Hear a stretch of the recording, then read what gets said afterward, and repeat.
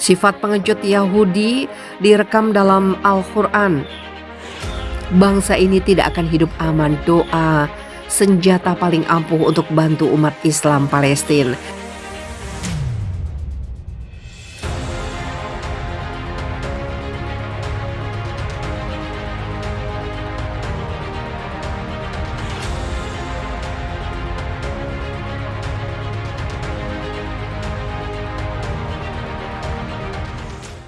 Zionis merupakan gerakan nasionalisme Yahudi antar bangsa yang menumbuhkan negara bangsa Israel di kawasan Palestina. Yahudi tidak mempunyai negara sendiri sehingga mereka menjajah tanah Palestina untuk dijadikan negara mereka. Walaupun mereka dikatakan mempunyai alat ketentaraan antara yang terbaik dunia, tetapi sifat pengecut rezim Israel ini direkam di dalam surah Al-Hasr ayat 14. Orang-orang Yahudi dan orang-orang munafik dengan keadaan bersatu padu sekalipun tidak berani memerangi kamu melainkan di kampung-kampung yang berbenteng kukuh atau dari sebalik tembok. Sebabnya permusuhan di antara mereka sesama sendiri amatlah keras. Engkau menyangka mereka bersatu padu sedang hati mereka berpecah belah disebabkan berlainan kepercayaan mereka. Yang demikian itu karena mereka adalah kaum yang tidak memahami perkara yang sebenarnya yang memberi kebaikan kepada mereka. Dewasa ini kebanyakan umat Islam sudah tidak memahami dan mengambil akan isu-isu yang berkaitan dengan Palestina, yang mana ia membabitkan umat Islam dan ada kepentingan kepada dunia Islam. Situasi ini termasuk konflik antara Palestina dan rezim Israel. Ramai yang mengatakan bahwa ia hanyalah satu konflik politik dunia Arab dan ada yang mengatakan ia adalah soal perkauman. Ada juga yang mengatakan bahwa kita tidak perlu ambil peduli dengan apa yang berlaku di sana dan ada juga yang terus menyokong rezim Zionis. Sebagai umat Nabi Muhammad SAW, mempertahankan saudara-saudara kita di bumi Palestina merupakan satu tuntutan dalam agama ini. Bukan hanya karena tanah mereka dijajah oleh rezim Israel, tapi mereka telah mencemari Masjid Al-Aqsa. Itu kiblat pertama, tempat ketiga paling suci dalam ibadah selepas Masjidil Haram di Mekah dan Masjid Nabawi di Madinah. Abu Dzar menceritakan, kami sedang mengingati antara satu sama lain dan Rasulullah berada di sisi kami berkaitan yang mana lebih afdol di antara Masjid Rasulullah dan juga Masjid Bait Al-Maqdis. Maka Rasulullah bersabda, sholat di masjidku ini lebih afdol daripada 4 kali sholat di Bait Al-Maqdis. Alangkah nikmatnya bagi orang yang sholat. Sesungguhnya akan tiba satu masa seseorang itu memiliki tanah seukuran tali kuda sehingga dia mampu melihat Bait Al-Maqdis. Hal itu adalah lebih baik baginya daripada dunia keseluruhannya atau lebih baik daripada dunia dan seisinya. Hadis riwayat Al-Hakim 8553. Seharusnya dan sewajibnya bagi umat Islam bangkit untuk melakukan apa saja tindakan yang boleh menunjukkan sokongan kita kepada umat Islam di Palestina. Antara perkara yang boleh kita lakukan ialah berdoa.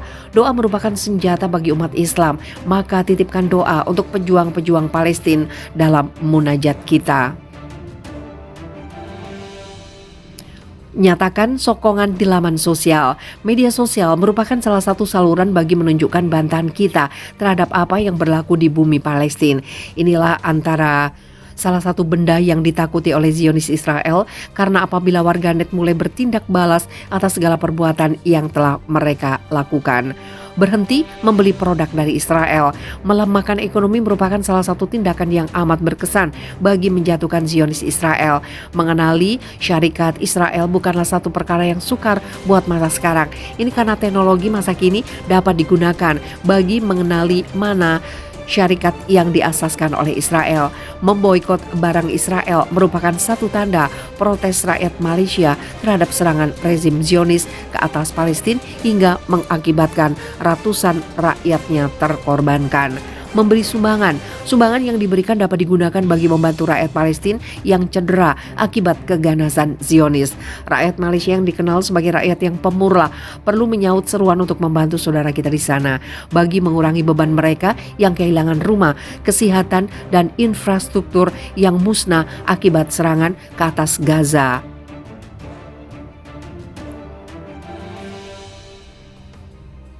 Sabda baginda Rasulullah, siapa yang meringankan daripada seorang mukmin satu kesusahan daripada kesusahan dunia, Allah Subhanahu wa taala akan meringankan daripadanya satu kesusahan daripada kesusahan di akhirat.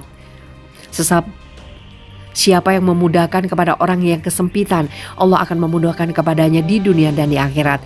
Siapa yang menutup aurat atau kebaikan seorang muslim, Allah akan menutup aurat dan keaibannya di dunia dan akhirat. Allah senantiasa menolong seorang hamba selama mana hamba itu menolong saudaranya. Hadis riwayat Muslim. Golda Meir, Perdana Menteri Israel keempat, pernah berkata, di hari kami membakar Masjid Al-Aqsa, saya tidak tidur sepanjang malam karena saya ketakutan bahwa orang Arab atau Islam menyerangi Israel beramai-ramai dari segenap tempat. Namun apabila matahari terbit keesokan harinya, saya sadar bahwa kami boleh berbuat kami yang mau terhadap Masjidil Aqsa karena kami berhadapan dengan umat yang tidur. Ayo umat Islam, bangkitlah menentang kezaliman dan tunjukkan sokongan kita di semua saluran yang ada, khususnya di media sosial, serta tingkatkan amal ibadah dan juga ilmu agar umat Islam menjadi umat contoh yang dapat menguasai dunia dalam semua aspek.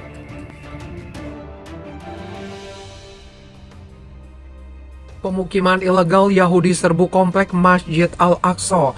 Kelompok pemukim ilegal Israel menyerbu Masjid Al-Aqsa pagi hari dengan perlindungan pasukan khusus Israel bersenjata lengkap. Menurut pernyataan pengelola tempat suci, puluhan ekstremis Yahudi menyerbu Masjid Al-Aqsa dari gerbang Mughrabi tepat pukul 7. Mereka menunjukkan bahwa kelompok-kelompok tersebut melakukan tur provokatif di sekitar halaman Al-Aqsa, kemudian pergi melalui gerbang Al-Silsilah. Banyak pemukim melakukan ritual ibadah Talmud di dalam masjid. Papar pernyataan pengelola tempat suci mengkonfirmasi kepada Arabi 21. Pasukan pendudukan Israel tidak mengizinkan penjaga masjid mendekati para penyusup, ungkap para pejabat Palestina. Mereka menambahkan jumlah pemukim meningkat selama hari libur Yahudi pada Minggu 17 Juli. Misalnya sekitar 340 pemukim ekstremis memasuki masjid.